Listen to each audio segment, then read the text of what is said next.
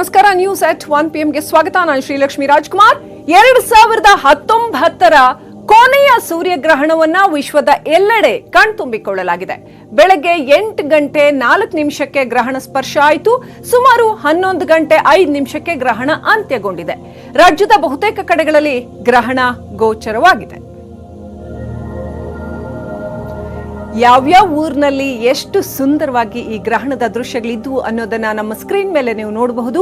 ಹುಬ್ಬಳ್ಳಿನಲ್ಲಿ, ಬಳ್ಳಾರಿನಲ್ಲಿ, ಹಾಗೆಯೇ ಮಂಗಳೂರಲ್ಲಿ, ಮಂಡ್ಯದಲ್ಲಿ, ದಾವಣಗೆರೆಯಲ್ಲಿ, ಉಡುಪಿಯಲ್ಲಿ ಒಂದಕ್ಕಿಂತ ಒಂದು ವಿಶೇಷವಾಗಿ ಗ್ರಹಣದ ದೃಶ್ಯಗಳಿದ್ವು.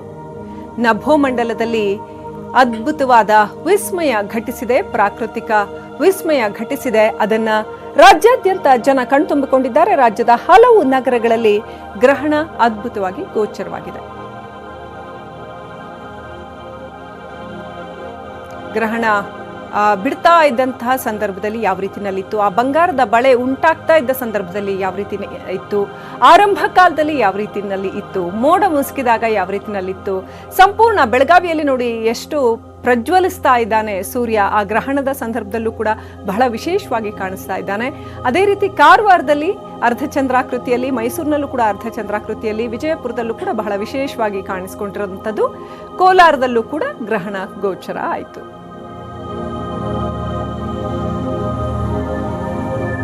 ನೂರ 74 ವರ್ಷಗಳ ಖಗೋಳ ವಿಸ್ಮಯ ಇವತ್ತು ಘಟಿಸಿದೆ.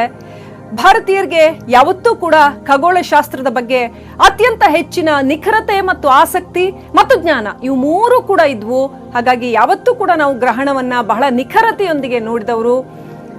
ಇವತ್ತು ಘಟಿಸಿರ್ತಕ್ಕಂಥ ಈ ಒಂದು ಗ್ರಹಣದ ವಿಚಾರವಾಗಿ ಕೂಡ ಸಾಕಷ್ಟು ತಿಳುವಳಿಕೆಗಳನ್ನು ಮೂಡಿಸುವಂತ ಪ್ರಯತ್ನ ನಡೀತು.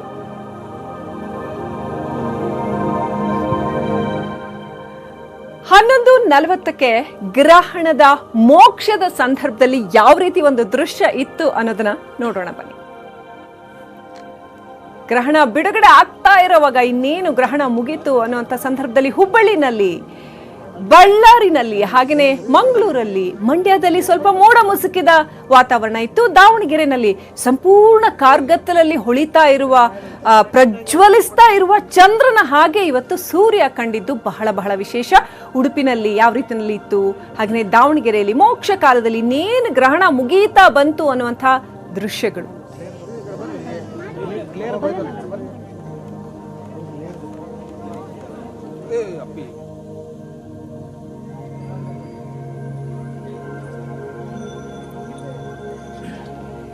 ಕರ್ನಾಟಕದಲ್ಲಿ ಹೆಚ್ಚಿನ ಊರುಗಳಲ್ಲಿ ಬಹಳ ಚೆನ್ನಾಗಿ ಗ್ರಹಣ ಗೋಚರ ಆಗಿದೆ ಈ ಸಾರಿ.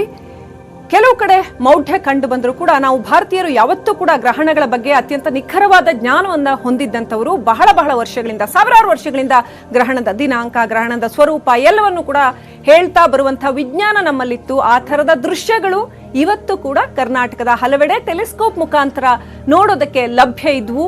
ವಿಜ್ಞಾನಾಸಕ್ತರು, ಖಗೋಳ ವಿಜ್ಞಾನಾಸಕ್ತರು, ಖಗೋಳ ಶಾಸ್ತ್ರದಲ್ಲಿ ಆಸಕ್ತಿ ಇರುವಂಥವರು ಇವರೆಲ್ಲರೂ ಕೂಡ ಈ ಒಂದು ದೃಶ್ಯಗಳನ್ನ ನೋಡಿ ತಮಗೆ ಬೇಕಾಗಿರ್ತಕ್ಕಂಥ ಆಸಕ್ತಿದಾಯಕ ವಿಚಾರಗಳನ್ನ ಇಲ್ಲಿಂದ ಹೆಕ್ಕಿ ಸಂಭ್ರಮಿಸಿದ್ರು.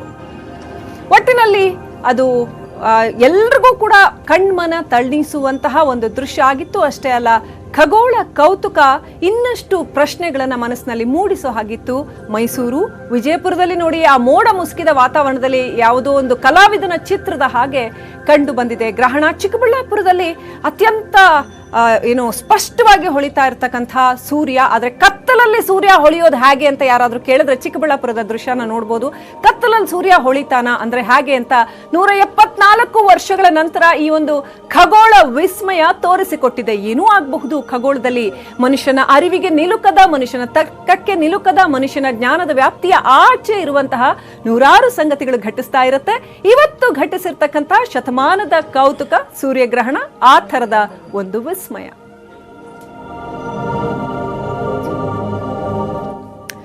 ಈ ಗ್ರಹಣ ಬಿಡ್ತಾ ಇದ್ದ ಹಾಗೇನೆ ರಾಜ್ಯದ ಬಹುತೇಕ ದೇವಾಲಯಗಳಲ್ಲಿ ಪೂಜೆ ಪುನಸ್ಕಾರ ನಡೀತು. ಪವಿತ್ರ ಗಂಗಾಜಲದಿಂದ ಸ್ವಚ್ಛತಾ ಕಾರ್ಯವನ್ನ ಮಾಡಲಾಯಿತು. ಕೆಲವು ಕಡೆ ನದಿಗಳಲ್ಲಿ ಪುಣ್ಯ ಸ್ನಾನ ಮಾಡುವ ಮುಖಾಂತರ ಗ್ರಹಣದ ಸೂತಕದಿಂದ ಜನ ಮುಕ್ತರಾಗಿದ್ದಾರೆ.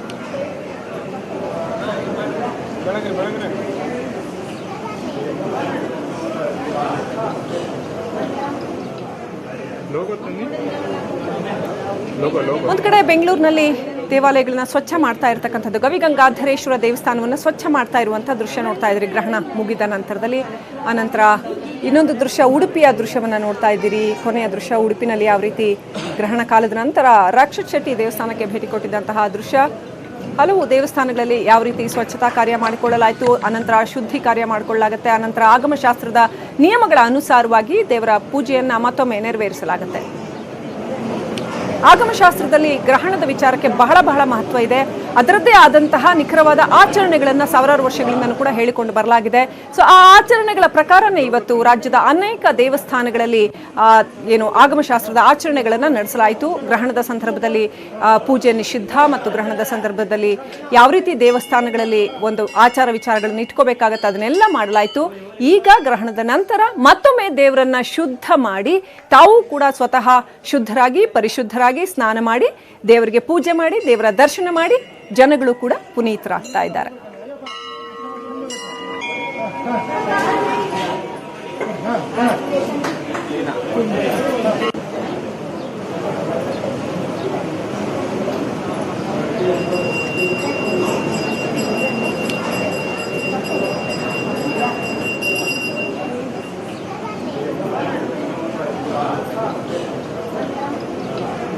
लोगो तो नहीं लोगो लोगो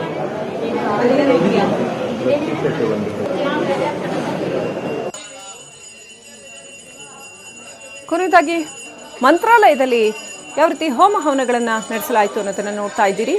ರಾಯರ ಮಠದಲ್ಲಿ ಮಂತ್ರಾಲಯದಲ್ಲಿ ಕೂಡ ಗ್ರಹಣದ ಸಂದರ್ಭದಲ್ಲಿ ಆಗಮಶಾಸ್ತ್ರದ ವಿಧಿವಿಧಾನಗಳನ್ನು ನೆರವೇರಿಸಲಾಯಿತು. ಅಲ್ಲೂ ಕೂಡ ಪೂಜೆ ಪುನಸ್ಕಾರಗಳು ಇರಲಿಲ್ಲ. ದೇವಸ್ಥಾನ ಕ್ಲೋಸ್ ಆಗಿತ್ತು, ಮಠದ ವೃಂದಾವನ ಕೂಡ ಕ್ಲೋಸ್ ಆಗಿತ್ತು. ಈಗ ಮಂತ್ರಾಲಯದಲ್ಲೂ ಕೂಡ ಹೋಮ ಹವನಗಳನ್ನು ನೆರವೇರಿಸಲಾಗ್ತಾ ಇದೆ. ಇನ್ನು ಹುಬ್ಬಳ್ಳಿಯ ಈಶ್ವರ ದೇವಸ್ಥಾನದಲ್ಲಿ ಯಾವ ರೀತಿ ಈಶ್ವರಲಿಂಗಕ್ಕೆ ಅದನ್ನು ಶುದ್ಧಗೊಳಿಸಿ ಆನಂತರ ಅಭಿಷೇಕ ಮಾಡಿ ಪೂಜೆ ಸಲ್ಲಿಸಲಾಗ್ತಾ ಇದೆ ಅನ್ನೋದನ್ನು ನೋಡ್ತಾ ಇದ್ದೀರಿ. ಬೆಂಗಳೂರಿನಲ್ಲೂ ಕೂಡ ವಿವಿಧ ದೇವಸ್ಥಾನಗಳಲ್ಲಿ ಗ್ರಹಣದ ನಂತರದ ಸ್ವಚ್ಛತಾ ಕಾರ್ಯ, ಶುದ್ಧಿ ಕಾರ್ಯ, ನಂತರದಲ್ಲಿ ಪೂಜೆ ಸಲ್ಲಿಸುವಂಥದ್ದು ನಡೀತಾ ಇದೆ. ಗ್ರಹಣದಿಂದ ಕೆಲವು ರಾಶಿಯವರಿಗೆ ದೋಷಗಳು ಅನ್ನುವಂಥದ್ದು ಶಾಸ್ತ್ರದಲ್ಲಿ, ಜ್ಯೋತಿಷ್ಶಾಸ್ತ್ರದಲ್ಲಿ ಮತ್ತು ಧರ್ಮಶಾಸ್ತ್ರದಲ್ಲಿ ಹೇಳಿದೆ. ಆ ನಿಮಿತ್ತವಾಗಿ ತಿಳಿದವರಿಗೂ ತಿಳಿದೇ ಇದ್ದವರಿಗೂ ಆ ಎಲ್ಲ ದೋಷಗಳು ಪರಿಹಾರವಾಗಲಿ ಅಂತ ಹೇಳಿ ಎಲ್ಲರಿಗೂ ಕೂಡ ಹೋಮ, ಪೂಜೆ, ಜಪ ಇತ್ಯಾದಿಗಳ ಒಂದು ಸೌಕರ್ಯವು ಇರೋದಿಲ್ಲ. ಯಾರಿಗಿದೆಯೋ ಅವ್ರು ಮಾಡಿಕೊಂಡು ಆ ದೋಷವನ್ನು ಪರಿಹಾರ ಮಾಡ್ತಾರೆ. ಯಾರಿಗೆ ಅವಕಾಶ ಇಲ್ಲ ಅವರು ಕೂಡ ಈ ದೋಷದಿಂದ ಮುಕ್ತರಾಗಲಿ ಅಂಥೇಳಿ ಈ ಎಲ್ಲ ಕಾರ್ಯಕ್ರಮವನ್ನು ಆಚರಿಸಿದೆ. ಯಾವುದೇ ದೇಶದಲ್ಲಿ ಏರುಪೇರುಗಳು ಅನ್ನುವಂಥದ್ದು ಈ ಗ್ರಹಣ ನಿಮಿತ್ತದಿಂದ ಷಡ್ಗ್ರಹ ಯೋಗ ಅಂತ ಅನ್ನುವಂಥದ್ದು 6 ಗ್ರಹಗಳು ಒಂದು ಕಡೆ ಕೂಡಿ ಬಂದಂತಹ ಒಂದು ಕಾರ್ಯಕ್ರಮ ಈ ಇಂದಿನ ದಿನಬದ್ಧ ಆಗಿದೆ. ಆದರೂ ಇದು ಯದ್ಯಪಿ ತೊಂದರೆ, ಅನಿಷ್ಟ ಇವುಗಳ ಈ ಗ್ರಹಣ ಮತ್ತು ಈ ಷಡ್ಗ್ರಹಗಳ ಯೋಗದಿಂದ ಇದ್ದರೂ ಕೂಡ ರಾಯರ ದಯೆ, ದೇವರ ಅನುಗ್ರಹ, ಮುಖ್ಯಪ್ರಾಣದೇವರು, ಅದೇ ರೀತಿಯಾಗಿ ಮಹಾರುದ್ರ ದೇವರ ಸಕಲ ಗ್ರಹಗಳ ವಿಶೇಷವಾದ ಆರಾಧನೆ, ಪೂಜೆ ಇವುಗಳಿಂದಾಗಿ ಅವೆಲ್ಲವೂ ದೋಷ ಪರಿಹಾರವಾಗಲಿ ಆಗತ್ತೆ. ಯಾರೂ ಕೂಡ ಭಯಪಡೋದು ಬೇಡ. ಎಲ್ಲರೂ ಧರ್ಮ ಮಾರ್ಗದಲ್ಲಿ ನಡೆಯಿರಿ. ಭಗವಂತನ ಸ್ಮರಣೆಯೇ ಈ ಎಲ್ಲ ದೋಷಗಳಿಗೂ ಕೂಡ ಪರಿಹಾರ. ಮತ್ತು ಸತ್ಕಾರ್ಯಗಳಲ್ಲಿ ಗೋಪೂಜೆ, ಅದೇ ರೀತಿಯಾಗಿ ಬಡಬಗ್ಗರಿಗೆ ಸಹಾಯ ಮತ್ತು ಪುಣ್ಯ ಕಾರ್ಯ ಮತ್ತು ಭಗವಂತನ ಸ್ಮರಣೆ ಇವುಗಳಿಂದ ಈ ಎಲ್ಲ ದೋಷಗಳು ಪರಿಹಾರವಾಗುತ್ತೆ. ಗ್ರಹಣದಿಂದ ಕೆಲವು ರಾಶಿಯವರಿಗೆ ಗ್ರಹಣದ ಮೋಕ್ಷ ನಂತರ ಎಲ್ಲರೂ ಅವರವ್ರ ಮನೆಗಳಲ್ಲಿ ತಪಸ್ಸನ್ನು ಮಾಡಿರ್ತಾರೆ, ಜಪವನ್ನು ಮಾಡಿರ್ತಾರೆ, ದೇವರ ಪ್ರಾರ್ಥನೆಯನ್ನು ಮಾಡಿರ್ತಾರೆ, ದೈವಾಜ್ಞೆ ಸನ್ಭೂತರಾಗಿರ್ತಾರೆ. ಅವರೆಲ್ಲ ಬಂದು ಈಗ ಮತ್ತೊಮ್ಮೆ ಸ್ನಾನವನ್ನು ಮಾಡಬೇಕೆಂದರೆ ಈ ಒಂದು ಗ್ರಹಣ ಕಾಲದಲ್ಲಿ ಏನು ದೈವವನ್ನು ನಾವು ಸ್ಮರಣೆ ಮಾಡ್ತಾಯಿದ್ವಿ, ದೈವ ಭಕ್ತಿಯಿಂದ ಪೂಜೆ ಮಾಡ್ತಿದ್ವಿ, ಅದು ಒಂದು ಅಶೌಚವಾಗಿ ಕಾಣುತ್ತೆ ಈ ದೇಹಕ್ಕೆ. ಇದರಲ್ಲಿ ಇನ್ನೊಂದು ವಿಶೇಷಾರ್ಥವಾಗಿ ಏನಿದೆ ಅಂದರೆ ಏನು ಜಪತಪಗಳನ್ನು ಮಾಡಿದರೆ ಅಕ್ಷರ ಲಕ್ಷಃ ಅಂತ ಹೇಳ್ತಾರೆ. ಒಂದು ನದಿ ತೀರದಲ್ಲಿ ಮಾಡಿದ್ರೆ 100 ಫಲ ಬರುತ್ತೆ, ಅಂದರೆ ಒಂದಕ್ಕೆ 100 ಫಲ ಬರುತ್ತೆ. ಎರಡನೇದು ಸಮುದ್ರ ತೀರದಲ್ಲಿ ಮಾಡಿದ್ರೆ 100,000 ಗುಹೆಗಳಲ್ಲಿ, ಪರ್ವತ ಶ್ರೇಣಿಗಳಲ್ಲಿ ಮಾಡಿದ್ರೆ ಲಕ್ಷವಾಗುತ್ತೆ. ಇವತ್ತು ಈ ಗ್ರಹಣದ ದಿನ ಅಂತಹ ಜಾಗಗಳಲ್ಲಿ ನಾವು ಮಾಡಿದಾಗ 10 ಲಕ್ಷ, ದಶಲಕ್ಷ ಫಲ ಬರುತ್ತೆ ಅಂತೇಳಿ. ಈಗ ಅಂತಹ ಜಪಗಳನ್ನೆಲ್ಲ ಮಾಡಿದರೆ, ಆ ಮಾಡಿದ ನಂತರ ಈಗ ಅವರು ಶುದ್ಧಿಯಾಗಿ ಸ್ನಾನವನ್ನು ಮಾಡಿಕೊಂಡು ಶಿವಾಲಯಕ್ಕೆ ಬಂದು ದರ್ಶನವನ್ನು ಮಾಡಿ ಆ ಶಿವನ ತೀರ್ಥವನ್ನು ಪ್ರೋಕ್ಷಣೆ ಮಾಡ್ಕೊಂಡು ಹೋಗೋದ್ರಿಂದ ಎಲ್ಲರಿಗೂ ಸದ್ಬುದ್ಧಿ, ಸದ್ವಿದ್ಯಾ ಎಲ್ಲ ಪ್ರಾಪ್ತ ಆಗಲಿ ಅಂತೇಳಿ ಗಂಗಾಧರೇಶ್ವರನ ಹತ್ರ ಮತ್ತೊಮ್ಮೆ ಪ್ರಾರ್ಥನೆ ಮಾಡಿ. ಕಲಬುರಗಿಯಲ್ಲಿ ಮೌಢ್ಯದ ಘಟನೆ ನಡೀತು. ಅದರ ಬಳಿಕ ಇದೀಗ ವಿಜಯಪುರದಲ್ಲೂ ಕೂಡ ಮೌಢ್ಯ ಮೆರೆಯಲಾಯಿತು. ವಿಕಲಾಂಗರನ್ನ ಮಣ್ಣಲ್ಲಿ ಜನ ಹೂತಿಟ್ಟಂತ ಘಟನೆ ನಡೀತು. ಸೂರ್ಯಗ್ರಹಣದ ನಂತರ ಮಕ್ಕಳನ್ನ ಹೊರತೆಗೆಯಲಾಯಿತು. ಅಲ್ಲಿವರೆಗೂ ಕೂಡ ಅವರನ್ನ ಮಣ್ಣಲ್ಲಿ ಹೂತಿಟ್ಟ ಘಟನೆ ನಡೀತು. ಗ್ರಹಣ ಮೋಕ್ಷ ಆದ ಬೆನ್ನಲ್ಲೇ ಮಕ್ಕಳನ್ನ ಹೊರತೆಗೆದಿದ್ದಾರೆ ಗ್ರಾಮಸ್ಥರು. ವಿಜಯಪುರ ಜಿಲ್ಲೆ ಇಂಡಿ ತಾಲೂಕಿನ ಅರ್ಜುನಗಿ ಬಿಕೆ ಗ್ರಾಮದಲ್ಲಿ ಈ ರೀತಿ ವಿಕಲಾಂಗರನ್ನ ಹೂತಿಟ್ಟು ಅನಂತರ ಹೊರತೆಗೆದಿದ್ದಾರೆ.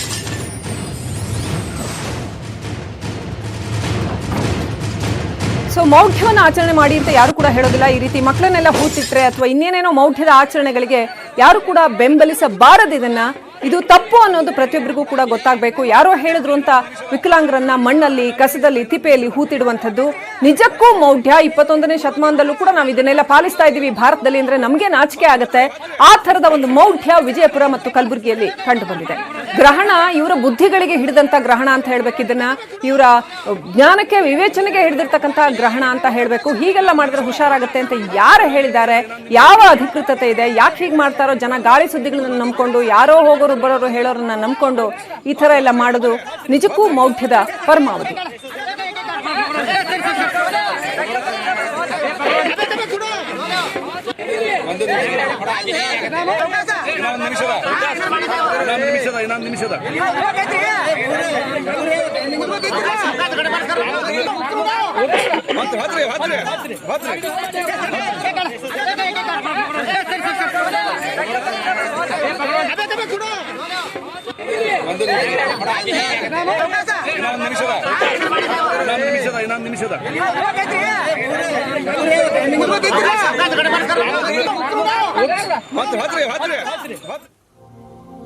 ಕಲಬುರಗಿಯಲ್ಲಿ ವಿಕಲಾಂಗ ಮಕ್ಕಳನ್ನ ಹೂತಿಟ್ಟ ಜನ ಗ್ರಹಣದ ದಿನ ಸಾಕಷ್ಟು ಮೌಢ್ಯ ಮೆರೆದ್ರು. ಆದ್ರೆ ನ್ಯೂಸ್ 18 ಕನ್ನಡ ಇದರ ವಿರುದ್ಧವಾಗಿ ಅರಿವನ್ನು ಮೂಡಿಸುವಂತಹ ಕೆಲಸ ಮಾಡಿದೆ. ಕಲಬುರಗಿಯಲ್ಲಿ ವಿಕಲಚೇತನ ಮಕ್ಕಳನ್ನ ಏನು ಆ ತಿಪ್ಪೆಯಲ್ಲಿ ಹೋಗಿದಿಡುವಂತಹ ಕೆಲಸ ಮಾಡಿದ್ರು. ಗ್ರಹಣದ ದಿನ ಮೌಢ್ಯವನ್ನ ಮೆರೆದ್ರು. ಇನ್ನೂ ಅನೇಕ ಹಳ್ಳಿಗಳಲ್ಲಿ ಅನೇಕ ಬಗೆಯ ಮೌಢ್ಯವನ್ನ ಮೆರೆಯಲಾಗುತ್ತೆ. ಇದು ತಪ್ಪು ಅನ್ನುವಂತ ಅರಿವು ಮೂಡಿಸುವಂತ ಕೆಲಸವನ್ನ ನಾವು ಮಾಡ್ತಾ ಇದ್ದೀವಿ. ಗ್ರಹಣದ ಕುರಿತಾಗಿ ನೀವು ಎಷ್ಟಾದ್ರೂ ಧಾರ್ಮಿಕ ದೃಷ್ಟಿಕೋನದಿಂದ ಅಥವಾ ವೈಜ್ಞಾನಿಕ ದೃಷ್ಟಿಕೋನದಿಂದ ನಿಮ್ಮ ವಿವೇಚನೆಗೆ ತಕ್ಕನಂತೆ ಎಷ್ಟಾದ್ರೂ ಕೂಡ ವಾದ ವಿವಾದ ಮಾಡಿ, ಆದ್ರೆ ಮೌಢ್ಯ ಮೆರೆಯೋದು ಖಂಡಿತವಾಗ್ಲೂ ಸಲ್ಲ. ಜನವಾದಿ ಮಹಿಳಾ ಸಂಘಟನೆ ಭೇಟಿ ನೀಡಿ ಸ್ಥಳಕ್ಕೆ ಮಕ್ಕಳನ್ನ ರಕ್ಷಣೆ ಮಾಡಿದೆ. ನಮ್ಮ ಸುದ್ದಿ ನೋಡಿ ಅಲ್ಲಿ ಮಹಿಳಾ ಸಂಘಟನೆ ಸ್ಥಳಕ್ಕೆ ಭೇಟಿ ನೀಡಿ ಮಕ್ಕಳನ್ನ ರಕ್ಷಣೆ ಮಾಡಿದೆ.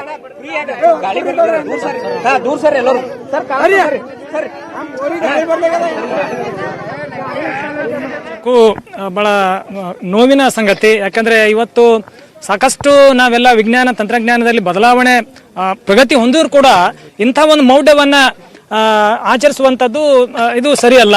ಯಾಕಂದ್ರೆ ಪೋಷಕರು ಪಾಪ ಅಮಾಯಕರು, ಮುಗ್ಧರು, ಗ್ರಾಮೀಣ ಪ್ರದೇಶದ ಇದು ಆಗಿರೋದ್ರಿಂದ ಅವ್ರಿಗೆ ಯಾರೋ ಈ ತರ ಒಂದು ತಪ್ಪು ಕಲ್ಪನೆಯನ್ನ ಮೂಡಿಸಿದ್ದಾರೆ. ಹೀಗಾಗಿ ನಾವು ಈ ನ್ಯೂಸ್ 18 ನಲ್ಲಿ ನಾನು ಮನೆಯಲ್ಲಿ ಇರ್ತಿರ್ಬೇಕಾದ್ರೆ ಲೈವ್ ಬರ್ತಾ ಇತ್ತು, ನೋಡಿದೆ ನಮ್ಮೂರ್ನಲ್ಲಿ ಈ ತರ ಆಗ್ತಾ ಇದೆ ಅನ್ನುವಂತ ವಿಚಾರ ಗೊತ್ತಾಗಿ ನಾನು ಈ ಕ್ಷಣಕ್ಕೆ ಇಲ್ಲಿ ಬಂದೆ. ಬರುವಷ್ಟರಲ್ಲಿ ತಕ್ಷಣಕ್ಕೆ ಮಕ್ಕಳನ್ನ ಈಗಾಗಲೇ ಅನೇಕ ಜನ ಮಾಧ್ಯಮದ ಸ್ನೇಹಿತರು ತಾವೆಲ್ಲ ಬಂದ ಕಾರಣಕ್ಕಾಗಿ ಮತ್ತು ಅನೇಕ ಪ್ರಗತಿಪರ ಸಂಘಟನೆಯವರು ಕೂಡ ಬಂದಿದ್ದಕ್ಕಾಗಿ ಅವ್ರ ಮಕ್ಕಳನ್ನ ಹೊರಗೆ ತೆಗೆದಿದ್ರು. ಇದರಿಂದ ಏನು ಅಂದ್ರೆ ಒಂದು ಮೌಢ್ಯ ಆಚರಣೆ ಮಾಡುವಂತದ್ದು, ಇದರಿಂದ ಮಕ್ಕಳ ಆರೋಗ್ಯದಲ್ಲಿ ಯಾವುದೇ ಒಂದು ಬದಲಾವಣೆ ಅಥವಾ ಪ್ರಗತಿ ಹೊಂದಲಿಕ್ಕೆ ಸಾಧ್ಯ ಇಲ್ಲ. ಹೀಗಾಗಿ ಮಕ್ಕಳಿಗೆ ಸರಿಯಾದಂತ ತಜ್ಞ ವೈದ್ಯರನ್ನ ಸಂಪರ್ಕಿಸಿ ಚಿಕಿತ್ಸೆ ಕೊಡಿಸಬೇಕು ಹೊರತಾಗಿ ಇದು ಖಂಡಿತವಾಗ್ಲೂ ನಮ್ಮ ಮಕ್ಕಳ ಹಕ್ಕುಗಳನ್ನ ಒಂದು ಇದು ಮಾಡುವಂತ ಪ್ರಯತ್ನ ಕೂಡ ಅಂತೇನೆ ಹೇಳ್ಬೋದು. ಹೀಗಾಗಿ ಇದು ನಿಲ್ಲಬೇಕು. ತಾಸುಲ್ತಂಪು ಗ್ರಾಮದಲ್ಲಿ ನಡೆದಂತ ಈ ಘಟನೆ ಅಮಾನವೀಯ ಮತ್ತು ಇದು ಒಂದು ಮೌಢಾಚರಣೆಯಿಂದ ಕೂಡಿದಂತ ಆ ಪೋಷಕರಿಗೆ ಯಾರೋ ತಲೆ ತುಂಬಿದ್ದಾರೆ.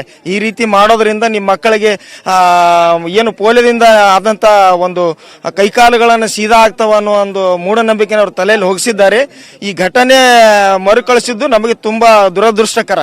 ಏಕೆಂದ್ರೆ ಮೌಢ್ಯದ ಪರಮಾವಧಿಯ ದೃಶ್ಯಗಳನ್ನ ನೋಡ್ತಾ ಇದ್ದೀವಿ. ಒಂದ್ ಕಡೆ ಕಲಬುರಗಿನಲ್ಲಿ ಆ ಮಗುವನ್ನ ಹೂತಿಟ್ಟಿದ್ದು, ಅದು ತಿಪ್ಪೆಯ ಮಣ್ಣಿನಲ್ಲಿ ಆ ಮಗುವನ್ನ ಹೂತಿಟ್ಟಿದ್ದಾರೆ. ಬಹುಶಃ ಹಿಂದೆ ಎಲ್ಲೋ ಈ ಎಳೆಯ ಮಕ್ಕಳನ್ನ ಗ್ರಹಣದಿಂದ ಕಾಪಾಡೋದಕ್ಕೆ ಭಯದಿಂದ, ಮೌಢ್ಯದಿಂದ ಈ ತರ ಮಣ್ಣಿನಲ್ಲಿ ಹೂತಿಟ್ಟಿದ್ರು ಏನೋ ಗೊತ್ತಿಲ್ಲ. ಯಾವಾಗ್ಲೋ ಪಾಪ ಬಡಬಗ್ರು, ಮನೆ ಇಲ್ಲದವರು ಬಚಾವಾಗೋದಕ್ಕೆ ಹೀಗೇನಾದ್ರೂ ಮಾಡಿರಬಹುದು. ಆದ್ರೆ ಈಗ ಇಂಥವನ್ನೆಲ್ಲ ಮಾಡ್ಬೇಕಾ? ಈ 21ನೇ ಶತಮಾನದಲ್ಲೂ ಇಂಥದನ್ನೆಲ್ಲ ಮಾಡ್ಬೇಕಾ ಅನ್ನುವಂಥದ್ದು ಮೌಢ್ಯದ ಪರಮಾವಧಿಯನ್ನ ಕಲಬುರಗಿಯಲ್ಲಿ ಮೆರೆದಿರ್ತಕ್ಕಂಥದ್ದು. ವಿಕಲಚೇತನ ಮಕ್ಕಳ ಮೇಲೆ ಈ ಮೌಢ್ಯವನ್ನ ಏನು ಸುರಿದಿರೋದನ್ನ ಗಮನಿಸಬಹುದಾಗಿದೆ ಕಲಬುರಗಿಯಲ್ಲಿ. ಆದ್ರೆ ವಿಜ್ಞಾನ ಮೂಡಿಸಿದ ನೈರಾಶ್ಯ ಕೂಡ ಇದಕ್ಕೆ ಕಾರಣನಾ, ಸಮಾಜ ಮೂಡಿಸಿದ ನೈರಾಶ್ಯ ಕೂಡ ಇದಕ್ಕೆ ಕಾರಣನಾ, ಪಾಪ ಈ ಪೋಷಕರಿಗೆ ಯಾರು ಸಹಾಯ ಮಾಡದೇ ಇರೋದು ಕೂಡ ಅವರಲ್ಲಿ ಇಷ್ಟು ನಿರಾಸೆ ಮೂಡೋದಕ್ಕೆ, ಯಾರು ಏನ್ ಹೇಳಿದ್ರು ಅದನ್ನ ಮಾಡ್ಬಿಡ್ತೀವಪ್ಪ ಅನ್ನೋ ಪರಿಸ್ಥಿತಿ ಬರೋದಕ್ಕೆ ಕಾರಣನಾ? ನಮಗೆ ಇಂಥವ್ರ ಬಗ್ಗೆ ಕರುಣೆ ಬೇಕಲ್ವಾ? ಇಂಥವ್ರನ್ನ ಒಟ್ಟು ಸಮಾಜ ಒಂದು ಜವಾಬ್ದಾರಿಯಾಗಿ ತಗೊಳ್ಬೇಕಲ್ವಾ ಅನ್ನೋ ಪ್ರಶ್ನೆ ಕೂಡ ಈ ಸಂದರ್ಭದಲ್ಲಿ ಮೂಡುತ್ತೆ.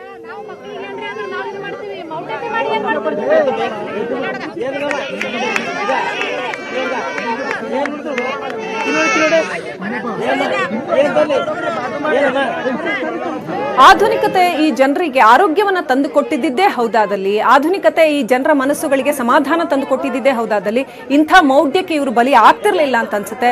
ಬಹುಶಃ ಆ ನಿಟ್ಟಿನಲ್ಲಿ ಯೋಚನೆ ಮಾಡೋ ಅಗತ್ಯ ಇದೆ. ಕಲಬುರಗಿಯಲ್ಲಿ ಗ್ರಹಣದ ಸಂದರ್ಭದಲ್ಲಿ ಮಕ್ಕಳನ್ನ ತಿಪ್ಪೆಯಲ್ಲಿ ಹೂತಿಟ್ಟು ಮೌಢ್ಯ ಮೆರೆಯಲಾಗಿದೆ. ನ್ಯೂಸ್ 18 ಕನ್ನಡ ಈ ಕುರಿತಾಗಿ ಅರಿವನ್ನು ಮೂಡಿಸಿದ್ದು, ಸ್ಥಳಕ್ಕೆ ತಕ್ಷಣ ನಮ್ಮ ಸುದ್ದಿಯನ್ನ ನೋಡಿದ ತಕ್ಷಣ ಜನವಾದಿ ಸಂಘಟನೆಯ ಸದಸ್ಯರು ತೆರಳಿದ್ದಾರೆ, ಮಕ್ಕಳನ್ನ ರಕ್ಷಣೆ ಮಾಡಿದ್ದಾರೆ. ಅಲ್ಲಿ ಜನರಲ್ಲಿ ಅರಿವು ಮೂಡಿಸುವ ಕೆಲಸವನ್ನ ಅವರು ಮಾಡಿದ್ದಾರೆ. ಜನರನ್ನ, ಆ ಪೋಷಕರನ್ನ ವಿಶ್ವಾಸಕ್ಕೆ ತಗೊಂಡು ಅವರಲ್ಲಿ ಕೂಡ ಅರಿವು ಮೂಡಿಸುವಂತ ಕೆಲಸ ಮಾಡಿದ್ದಾರೆ. ಈ ರೀತಿ ಹೂತಿಡಬೇಕಾದಂತ ಅಗತ್ಯ ಇಲ್ಲ. ಇದನ್ನ ವೈಜ್ಞಾನಿಕ ದೃಷ್ಟಿಕೋನದಿಂದ ನೋಡ್ಬೇಕಾಗತ್ತೆ. ನಾವು ಆ ಲೊಕೇಶನ್ ನೋಡ್ತಾ ಇದೀವಿ, ಆ ಸ್ಥಳ ಹೇಗಿದೆ ಅಂತ. ಅತ್ಯಂತ ಗಲೀಜಾಗಿರ್ತಕ್ಕಂಥ ತಿಪ್ಪೆಯ ಸ್ಥಳ ಅದು. ಆ ತಿಪ್ಪೆಯಲ್ಲಿ ಮಗುವನ್ನ ಹೂತಿಟ್ಟಿದ್ದಾರೆ. ಪಾಪ ಆ ಮಗುವಿನ ಆರೋಗ್ಯದ ಗತಿ ಏನಾಗಬೇಕು? ಮೊದಲೇ ಸ್ವಲ್ಪ ಇಂಥ ಮಕ್ಕಳಲ್ಲಿ ರೆಸಿಸ್ಟೆನ್ಸ್ ಪವರ್ ಕಮ್ಮಿ ಇರುತ್ತೆ ಅಂತ ಹೇಳ್ತಾರೆ ಡಾಕ್ಟರ್ಗಳು. ಹಾಗಿರುವಾಗ ಅಂಥ ಮಕ್ಕಳನ್ನ ಇನ್ನೂ ಕೂಡ ಈ ತರದ ತಿಪ್ಪೆಯಲ್ಲಿ ಹೂತಿಟ್ರೆ ಎಂಥ ಅನಾಹುತ ಆಗತ್ತೆ ಅಂತ ಸುಲ್ತಾನ್ಪುರದ ಆ ಒಂದು ದೃಶ್ಯನ ನೋಡ್ತಾ ಇದ್ರಿ. ಕಲಬುರಗಿಯಲ್ಲಿ ಯಾವ ರೀತಿ ಇದೆ ಆ ಸ್ಥಳ ಅನ್ನುವಂಥದ್ದು, ಆ ದೃಶ್ಯವನ್ನ ನೋಡ್ತಾ ಇದ್ರಿ. ಮಗುವನ್ನ ಹೂತಿಟ್ಟಿರ್ತಕ್ಕಂಥದ್ದು ಬೇರೆ ಬೇರೆ ಊರುಗಳಲ್ಲಿ ನೋಡಿ, ಐನೊಳ್ಳಿನಲ್ಲಿ, ಕಮಲಾಪುರದಲ್ಲಿ, ಕಲಬುರಗಿಯ ಉಸ್ತುವಾರಿ ಜನಪ್ರತಿನಿಧಿಗಳು ದಯಮಾಡಿ ಈ ಕುರಿತಾಗಿ ಅರಿವು ಮೂಡಿಸಬೇಕು. ಎಷ್ಟರ ಮಟ್ಟಿಗೆ ಹಿಂದುಳಿದಿದೆ ಈ ಜಿಲ್ಲೆ ಅನ್ನುವಂಥದ್ದು ಇದರಲ್ಲೇ ಗೊತ್ತಾಗುತ್ತೆ. ಕಲಬುರಗಿಯ ಬೇರೆ ಬೇರೆ ಹಳ್ಳಿಗಳಲ್ಲಿ ಯಾವ ರೀತಿ ತಿಪ್ಪೆಗಳಲ್ಲಿ ಮಕ್ಕಳನ್ನ ಹುಗ್ಗಿದಿಡ್ತಾ ಇದ್ದಾರೆ ಅನ್ನೋದನ್ನ ನೋಡ್ತಾ ಇದೀವಿ. ಗ್ರಹಣದ ಸಂದರ್ಭದಲ್ಲಿ ಸ್ವಲ್ಪನಾದ್ರೂ ತಮ್ಮ ಜಿಲ್ಲೆ ಬಗ್ಗೆ ಕಾಳಜಿ ಅನ್ನೋದಿದ್ರೆ ಜನರನ್ನ ಅರಿವಿನತ್ತ ಕೊಂಡೊಯ್ಯಬೇಕಾಗಿದೆ. ಅಷ್ಟರ ಮಟ್ಟಿಗೆ ಮೌಢ್ಯ ಈ ಜಿಲ್ಲೆಗಳಲ್ಲಿ ಆವರಿಸಿದೆ. ನೋಡಿ, ಕುರಿಕೋಟ, ಕಲಬುರಗಿ, ಬೇರೆ ಬೇರೆ ಊರುಗಳಲ್ಲಿ ಯಾವ ರೀತಿ ಮಕ್ಕಳನ್ನ, ಒಂದೆರಡು ಘಟನೆ ಅಲ್ಲ, ಹಲವು ಊರುಗಳಲ್ಲಿ ಮಕ್ಕಳನ್ನ ತಿಪ್ಪೆಯಲ್ಲಿ ಹುಗಿದಿಡಲಾಗ್ತಾ ಇದೆ. ವಿಕಲಚೇತನ ಮಕ್ಕಳನ್ನ, ವಿಕಲಾಂಗ ಮಕ್ಕಳನ್ನ ತಿಪ್ಪೆಯಲ್ಲಿ ಹುಗಿದಿಡುವಂಥದ್ದು. ಇನ್ನಷ್ಟು ಇನ್ಫೆಕ್ಷನ್ ಆಗುತ್ತೆ, ಸ್ಕಿನ್ ಡಿಸೀಸಸ್ ಬರುತ್ತೆ, ಇನ್ನಷ್ಟು ರೆಸ್ಪಿರೇಟರಿ ಪ್ರಾಬ್ಲಮ್ಸ್ ಆಗುತ್ತೆ. ಅಷ್ಟೇ ಬಿಟ್ರೆ ಏನಾಗುತ್ತೆ ಇದರಲ್ಲಿ? ಈ ಮೌಢ್ಯ ನಿವಾರಣೆ ಆಗ್ಬೇಕಾಗಿದೆ.